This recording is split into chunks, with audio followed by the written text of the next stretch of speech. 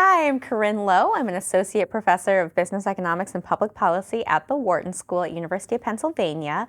And I was visiting today to present my research called Winning the Bread and Baking It Too, which is about the disparity in home production time between women and men. And this is part of a broader research agenda where I study the economic problems that affect women's lives, and I treat women as sort of economic agents, and I try to understand some decisions that we traditionally maybe haven't thought of as being driven by economics, like how many children to have and when. I try to study those decisions using economics tools. And so in this paper, we start out with a startling stylized fact, which is that women do more home production time than men do, and you're probably not surprised by that.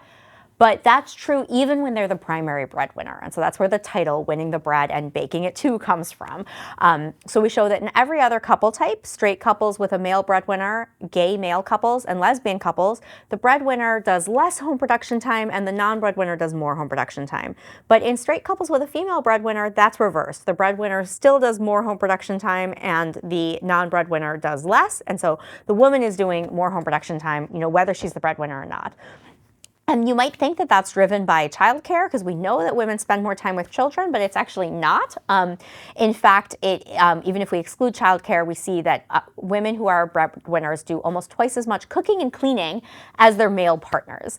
And so that has some pretty serious implications, because if you think that one of the benefits of marriage is the ability to specialize, where one person is going to do more market work and one person is going to do more home production, in a kind of gender-neutral model, you would expect that whoever has the lower wage is the person who would specialize in home production, and whoever has the higher wage is the person who would specialize in market work. But if we find that, even when women have the higher wage, men are not specializing in home production, that's actually going to mean that couples where women are higher earners are going to be less efficient and create less marital surplus than couples where the man is a higher earner. And so then that's one thing that we show, is that we show that, there appears to be some kind of household inefficiency where women are doing, more home production kind of no matter how much they earn than their male partners. His home production time just isn't ever adjusting. And in fact, he stays pretty stuck at working 40 hours a week, even when she's earning 2 to 4 times as much what he earns.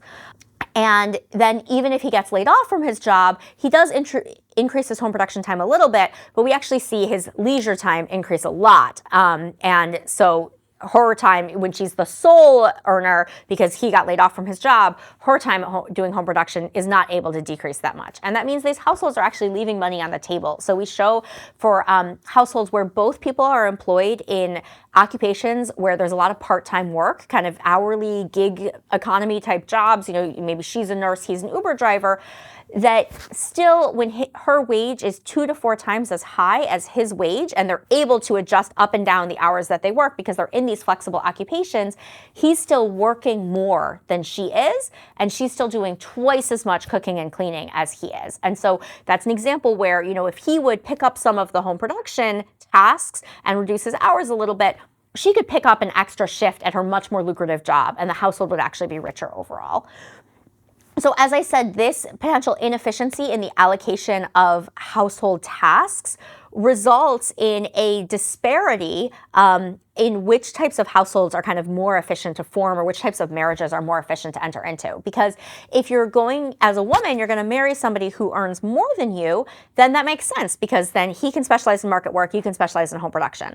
But the problem is when those roles are reversed. And so then if as a woman you're earning a lot and you're thinking about a marriage partner who earns less than you, well, now that's a problem, because he's not going to do the home production task. And so if you form this household, your more expensive time, because you're the higher wage earner, is still going to have to be spent on home production. And then the question is, well, what are you really getting from entering into this marriage, if you're not getting kind of help with the household work and, you're not getting kind of his higher income. And so those households are actually going to be lower surplus.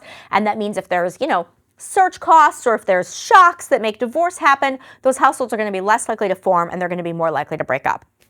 And this actually aligns with a lot of literature showing that when women earn more than men, there's fewer marriages and there's more divorces in those relationships. But provides a new mechanism of what I would call kind of a micro-foundation, that the driver is really this inability to reallocate the home production time rather than just like stigma against women who earn more or kind of a social discomfort with women earning more money.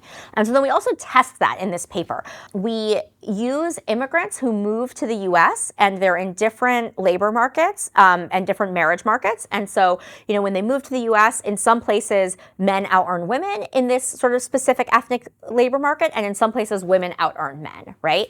And so we know that it's a prediction of the literature that in these markets where women out-earn men, we expect women to kind of get married less, right? But we want to show that it's actually driven by this home production rigidity rather than just a stigma against women earning more. So we use the ratio of women's to men's unpaid care work in their country of origin as kind of an instrument for this rigidity in adjusting home production to this reverse specialization if the woman earns more. And we show that there's both a lot of variation in that, and it's really predictive of what they actually do in the US. The ratio in their home country is predictive of what they do in the US. And so to give you a sense of the variation, in India, the ratio of women to men's unpaid care work is 10 to 1, and in Uganda, the ratio is like 1.2 to 1. And so there's, you know, big variation in how much of the unpaid care work women do versus men do. And like I said, it does predict what they do in the US. And we show that this being in a local market where women earn more than men really predicts women not getting married or marrying outside their ethnic group only when they're also from a country where the home production ratio is really skewed towards women doing more than men. So it's not so problematic for, you know, women to earn more than men if the man is willing to adjust and do more home production. But it's really problematic if, you know, the man is stuck in sort of this gender norm and isn't willing to take on the home production. And it is kind of specifically that because we have another measure that we use, which is the question, if a woman earns more than the man does it cause problems in the household? And we use that to kind of proxy for gender norms and stigma against women earning more. And we show that the same is not true for that variable. So that variable does not drive this non-marriage or this ethnic out-marriage when women earn more than men. It really loads on that home production variable.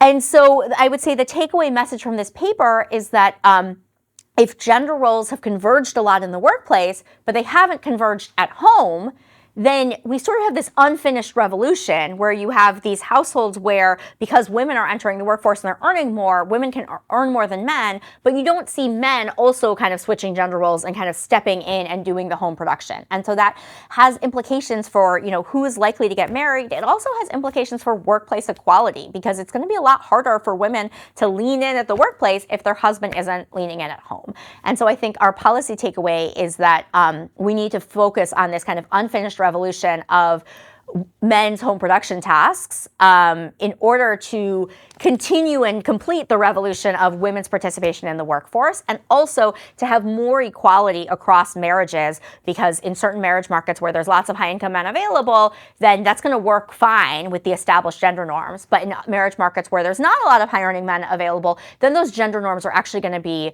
really fighting against the efficiency of the union and really kind of take away from the benefits of marriage. And so I hope that this is a new area that people will start focusing on for policy in terms of focusing on, you know, men's home production time and men leaning in at home rather than just what women need to be doing differently.